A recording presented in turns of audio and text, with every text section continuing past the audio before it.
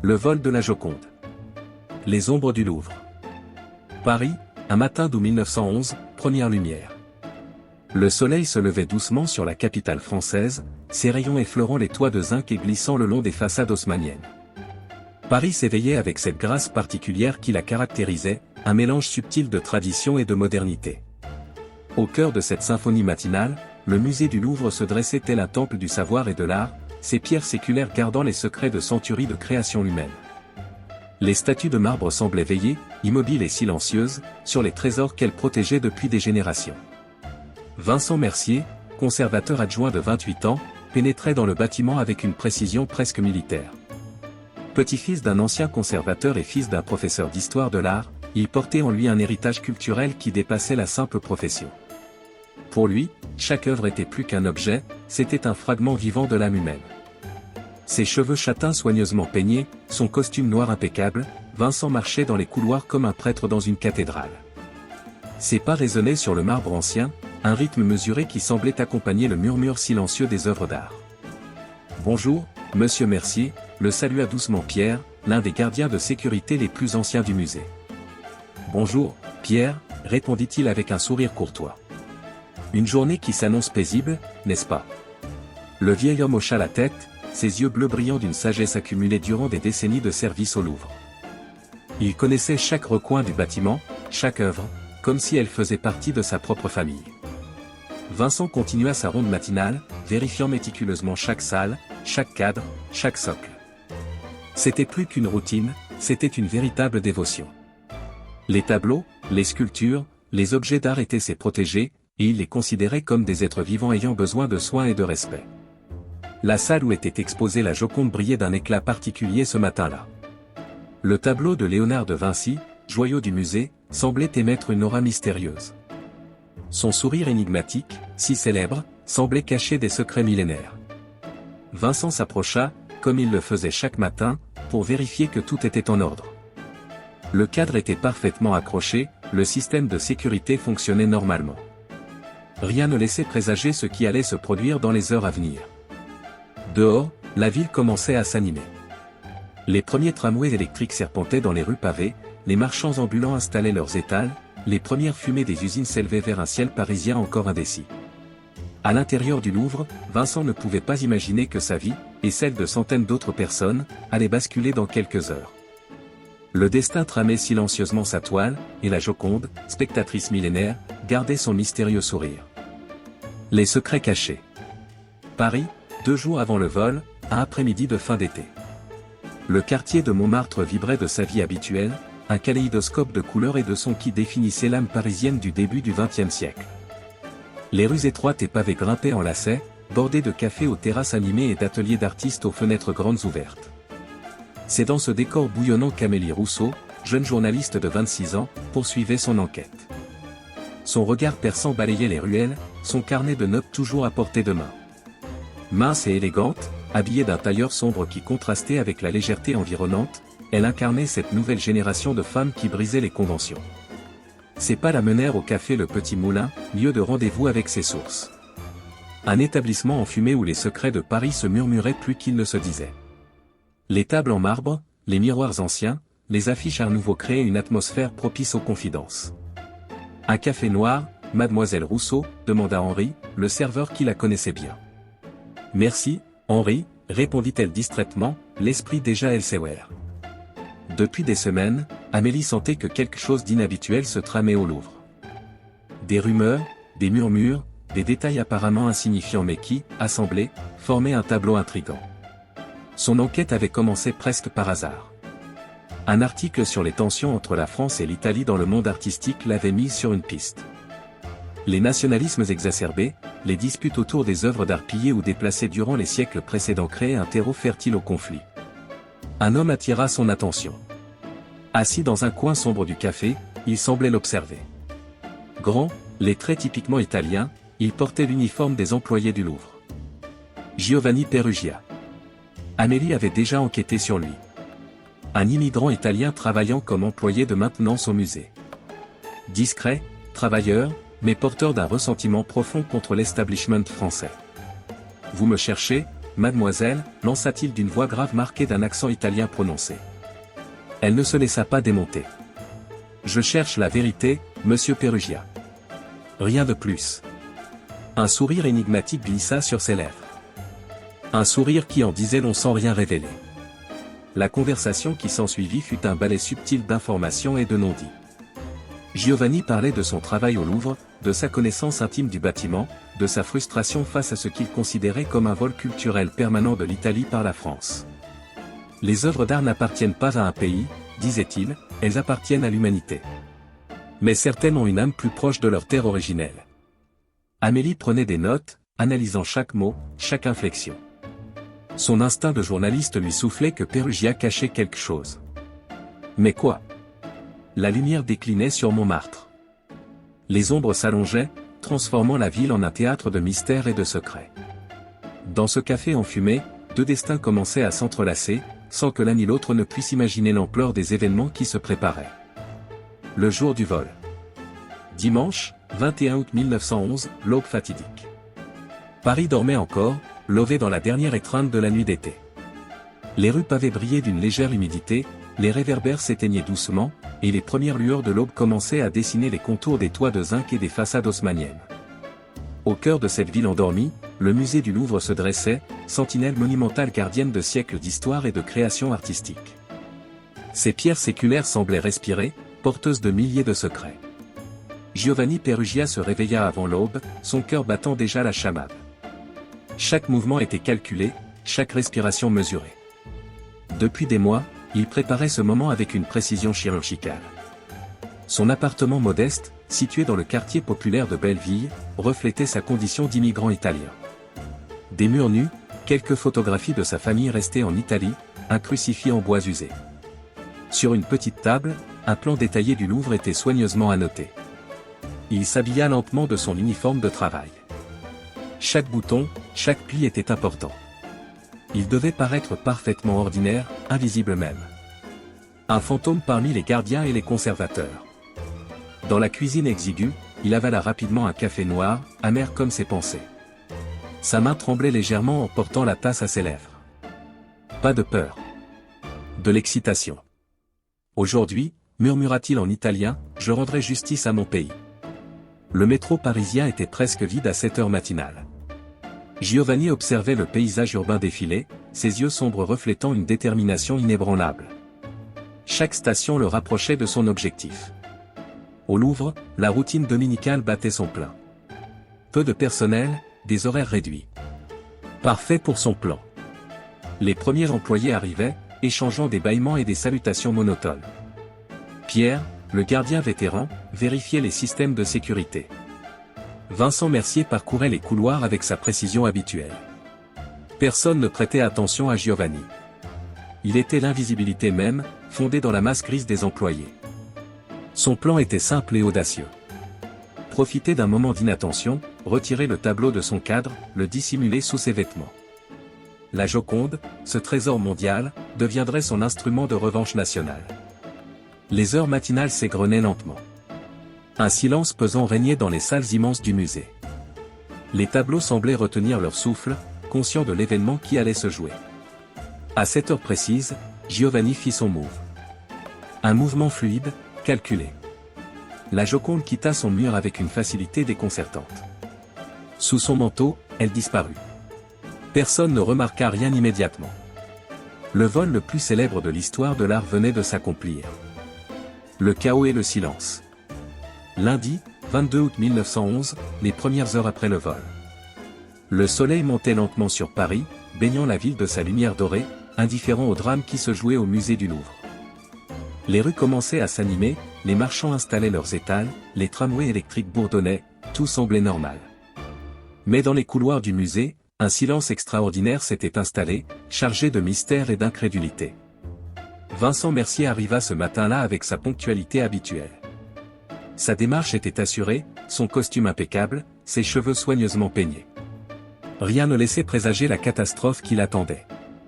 Chaque matin était identique, une ronde rapide, un contrôle méticuleux des salles, un moment de contemplation devant les chefs d'œuvre. Son regard balaya rapidement les salles, comme à son accoutumée. Mais quelque chose clochait. Un vide. Une absence qui hurlait plus fort que n'importe quel son. Il s'approcha du mur où devait se trouver la Joconde. D'abord, il crut à une erreur. Peut-être avait-on déplacé le tableau? Un accrochage imprévu? Une restauration? Mais non. Le mur était nu. Parfaitement nu. Son cœur s'arrêta net. La respiration bloquée dans sa poitrine, Vincent sentit le monde tanguer autour de lui. Le tableau le plus célèbre au monde avait disparu. Simplement disparu. Pierre, appela-t-il, la voix tremblante. Pierre, venez voir. Le vieux gardien accourut, essoufflé, ses pas lourds résonnant sur le carrelage ancien du musée. Ses yeux usés par des années de service confirmèrent l'évidence, la Joconde avait disparu. Mon Dieu, murmura Pierre, traversé par un frisson. Dans les minutes qui suivirent, le Louvre entra dans un chaos indescriptible. Des employés couraient dans tous les sens, leurs visages reflétant un mélange de panique et d'incrédulité. Des conversations affolées s'entrechoquaient, des théories improvisées fusaient de toutes parts. Comment est-ce possible, répétait-on. Vincent retrouva rapidement son sang-froid professionnel. Conservateur adjoint, formé depuis l'enfance à gérer les situations de crise, il commença immédiatement à organiser les recherches. Personne ne sort du musée, ordonna-t-il. Nous devons sécuriser l'ensemble du bâtiment. Les portes furent immédiatement verrouillées. Chaque employé, chaque visiteur devint un suspect potentiel. L'atmosphère devint électrique, chargée de tension et de mystère. Le téléphone de Vincent sonna. C'était le directeur du musée, furieux et paniqué. Comment avez-vous pu laisser cela arriver, Mercier, tonnait-il. Vincent sentit la pression monter. Sa réputation, sa carrière, tout était en jeu. Un seul tableau avait suffi à faire basculer son monde. Pendant ce temps, à travers Paris, la nouvelle commençait à se répandre. Les journalistes, tels des vautours, sentaient l'histoire du siècle. Comment un tableau aussi célèbre, aussi protégé, avait-il pu disparaître? Amélie Rousseau fut l'une des premières sur place. Son intuition de journaliste la poussait toujours vers les histoires les plus intrigantes. Elle observait, prenait des notes, questionnait discrètement. Un vol? Impossible, entendait-elle. Mais rien n'était impossible à ses yeux. La police arriva rapidement. Des inspecteurs en costume sombre envahirent le musée, posant des questions, examinant chaque recoin. Les techniciens cherchaient des indices, des empreintes, le moindre détail qui pourrait expliquer cette disparition. Vincent leur raconta tout. Chaque détail de sa routine matinale, chaque mouvement du personnel. Mais rien ne semblait expliquer le mystère. Le monde entier allait bientôt savoir. La Joconde, ce sourire énigmatique de Léonard de Vinci qui avait fasciné des générations, avait disparu. Un mystère venait de naître. Une histoire qui allait bouleverser l'art, la culture, et faire le tour du monde. Les premières investigations. Paris, une semaine après le vol, le tourbillon médiatique. Le monde semblait s'être arrêté autour du mystère de la Joconde. Paris vivait au rythme de cette disparition qui avait bouleversé les frontières entre l'art, le journalisme et le fait divers. Les journaux ne parlaient plus que de cela, chaque édition apportant de nouvelles théories, des hypothèses plus folles les unes que les autres. Dans son bureau du Louvre, Vincent Mercier ressemblait à un homme consumé. Des cernes profonds creusaient son visage, ses cheveux autrefois impeccablement peignés tombaient en mèches désordonnées. Des dizaines de documents s'entassaient devant lui, photographies des employés, rapports de sécurité, plans du musée, chacun à noter, recouper, analyser. Il doit bien y avoir une explication, murmurait-il pour lui-même, comme une prière. Amélie Rousseau, de son côté, menait sa propre enquête. Son bureau au journal était devenu un véritable centre d'investigation. Des photographies, des notes, des découpures de journaux tapissaient les murs. Elle avait interviewé des dizaines de personnes, conservateurs, gardiens, employés du musée, artistes, collectionneurs. Un portrait commençait à se dessiner. Un portrait encore flou, mais qui laissait entrevoir des pistes intrigantes. Dans un café proche du quartier latin, elle rencontrait ses sources. Ce jour-là, c'était Pablo, un ancien employé du Louvre renvoyé quelques mois plus tôt. Les systèmes de sécurité étaient un jeu d'enfant, confia-t-il à voix basse. Tout le monde connaissait les failles. Ces révélations étaient explosives. Des négligences, des protocoles contournés, une culture du laisser-aller qui régnait dans les coulisses du plus grand musée du monde. Pendant ce temps, à la préfecture de police, l'inspecteur principal Durand orchestrait l'enquête. Un homme méthodique, carré dans son costume noir, qui ne laissait rien au hasard. Ce n'est pas un vol ordinaire, répétait-il à ses équipes. C'est un message. Une provocation. Les théories pleuvaient. Certains parlaient d'un vol commandité par des collectionneurs privés. D'autres évoquaient un complot international. Les nationalistes français accusaient les Italiens, tandis que les Italiens dénonçaient un montage français. Giovanni Peruggia, lui, observait. Caché dans son petit appartement de Belleville, il suivait avec une satisfaction non dissimulée le chaos qu'il avait créé. La Joconde était maintenant entre ses mains. Un trésor national italien, selon lui, qui allait enfin retourner à sa terre d'origine. Les jours passaient, et le mystère s'épaississait. Chaque nouvelle piste semblait plus insensée que la précédente. Des artistes comme Picasso furent même interrogés, alimentant encore plus le mystère. « Je connais trop bien la Joconde pour vouloir la voler », avait déclaré Picasso, ironique. Vincent Mercier continuait ses recherches, hanté par la responsabilité qui pesait sur ses épaules. Sa carrière, sa réputation, tout était en jeu. Comment un tel trésor avait-il pu disparaître? Amélie sentait qu'elle touchait à quelque chose. Son instinct de journaliste lui soufflait que la vérité était proche. Chaque interview, chaque document, chaque conversation la rapprochait un peu plus du cœur du mystère. Le monde entier retenait son souffle. La Joconde, ce sourire énigmatique qui avait fasciné des générations, semblait ricaner face à l'impuissance des enquêteurs. Un vol qui allait entrer dans l'histoire. Les secrets dévoilés. Florence, Italie, 2 ans après le vol. Le temps semblait s'être arrêté dans le petit appartement de Giovanni Peruggia, au cœur de Florence. Les murs jaunis par le temps, les photographies jaunissantes de sa famille italienne, et au centre, dissimulée derrière un vieux placard, la Joconde reposait, prisonnière volontaire de son nouveau gardien. Giovanni la contemplait avec une passion mêlée de frustration. Depuis 2 ans, il avait accompli ce qu'il croyait être un acte de justice patriotique, mais le poids du secret le consumait lentement. Amélie Rousseau était plus proche que jamais de la vérité. Ses investigations l'avaient conduite à travers la France et l'Italie, recoupant des informations, suivant des pistes ténues. Son carnet de notes était devenu un véritable grimoire du mystère de la Joconde. À Paris, Vincent Mercier continuait son combat. Sa réputation avait été mise à mal par le vol, mais sa détermination restait intacte. Chaque jour, il travaillait à comprendre comment un tel trésor avait pu disparaître. L'histoire du vol avait pris des proportions mondiales. Les journaux de New York au magazine de Londres, tout le monde parlait de la Joconde disparue. C'était devenu plus qu'un simple vol, un événement culturel international. Giovanni se souvenait parfaitement du jour du vol. Chaque détail était gravé dans sa mémoire comme une cicatrice. Son ressentiment contre la France, son amour pour l'Italie, sa conviction que la Joconde devait retourner à sa terre originelle. « Ils ne comprennent pas », murmurait-il en italien. « Ils ne comprennent rien. » Sa vie était devenue un équilibre précaire entre le secret et la paranoïa. Chaque bruit dans l'escalier, chaque coup de téléphone pouvait signifier la découverte de son crime. Amélie avait commencé à tisser les fils de l'intrigue. Son enquête l'avait menée à comprendre les motivations profondes de Giovanni. Un immigrant italien, travaillant au Louvre, consumé par un nationalisme ardent. Elle comprenait maintenant que le vol n'était pas un simple acte criminel, mais un geste politique complexe. Un message envoyé au monde sur l'appropriation culturelle, sur l'identité nationale. Dans son bureau du journal, elle assemblait les preuves. Des interviews, des documents, des témoignages. Un puzzle qui commençait à prendre forme. Vincent, de son côté, travaillait avec l'inspecteur Durand. Ensemble, ils retraçaient chaque étape possible du vol. Comment Peruggia avait-il pu entrer, sortir, dissimuler un tableau aussi célèbre? Les théories étaient nombreuses. Certains parlaient d'un complot plus large, d'autres d'un acte solitaire. Mais personne ne connaissait la vérité complète. Giovanni sentait que son temps était compté. La pression médiatique, les investigations incessantes commençaient à le faire vaciller. Il savait qu'un jour, la vérité éclaterait. Un matin, alors que le soleil se levait sur Florence, il prit une décision.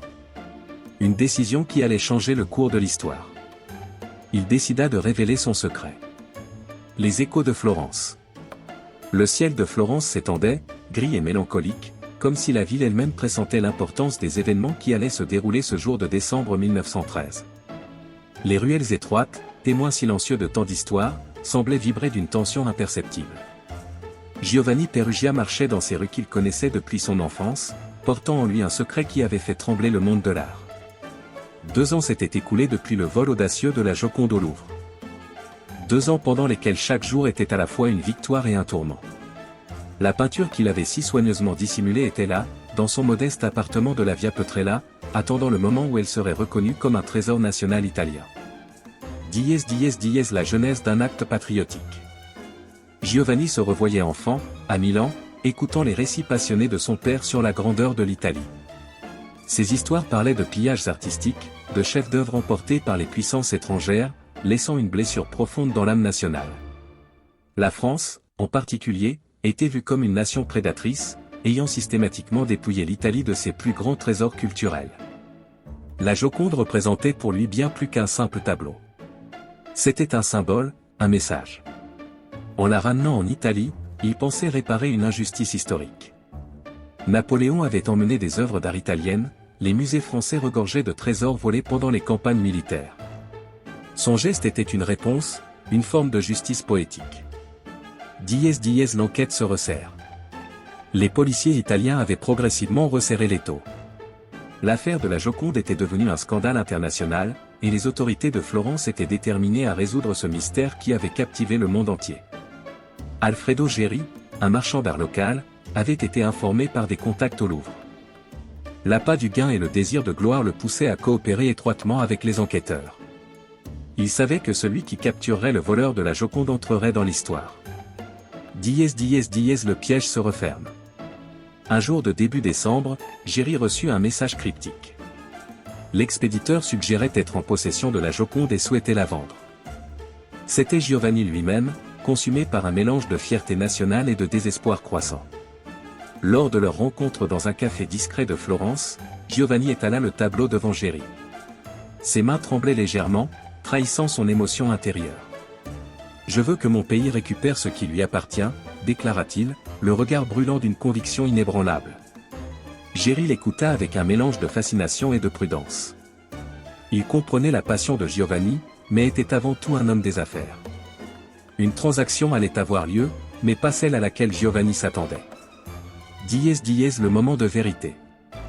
Les policiers attendaient, dissimulés non loin du lieu de rencontre. Alfredo Geri avait prévenu les autorités, transformant ce qui devait être une transaction en un piège soigneusement préparé. Lorsque Giovanni fut arrêté, ce ne fut pas avec violence, mais avec une tristesse profonde. Il ne résista pas, conscient que son acte symbolique venait de trouver sa conclusion. La Joconde, ce témoin silencieux de tant d'intrigues, fut délicatement récupérée. « Je voulais seulement rendre justice à mon pays », répéta-t-il, la voix brisée par l'émotion. Ces mots résonnaient comme une complainte, un poème mélancolique dédié à l'honneur national. Réaction et conséquences. À Paris, Vincent Mercier apprit la nouvelle avec un mélange de soulagement et de compassion. Amélie Rousseau, qui avait suivi l'affaire avec une détermination journalistique, comprenait la complexité des motivations de Giovanni. Le monde de l'art était en ébullition. Comment qualifier cet acte? Un vol? Un rapatriement? Un geste patriotique? Les frontières entre crime et idéalisme semblaient plus floues que jamais. Épilogue d'un événement historique. Giovanni Peruggia fut jugé et condamné, mais son acte avait déjà transcendé les limites d'un simple crime. Il était devenu un symbole, le représentant d'un sentiment national profond, d'une volonté de restitution culturelle.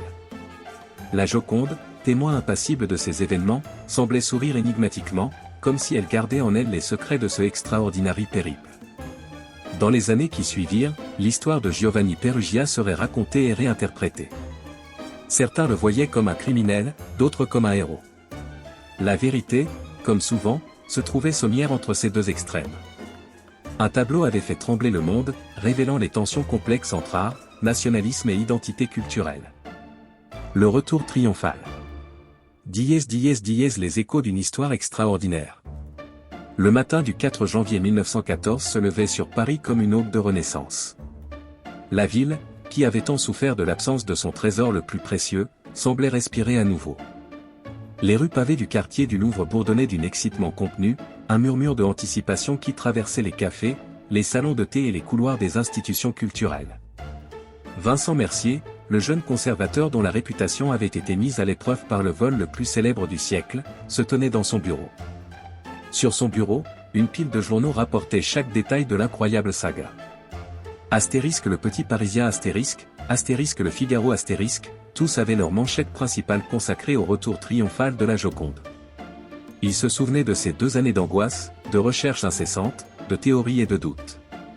Chaque jour, il avait porté le poids de cette disparition comme une blessure personnelle.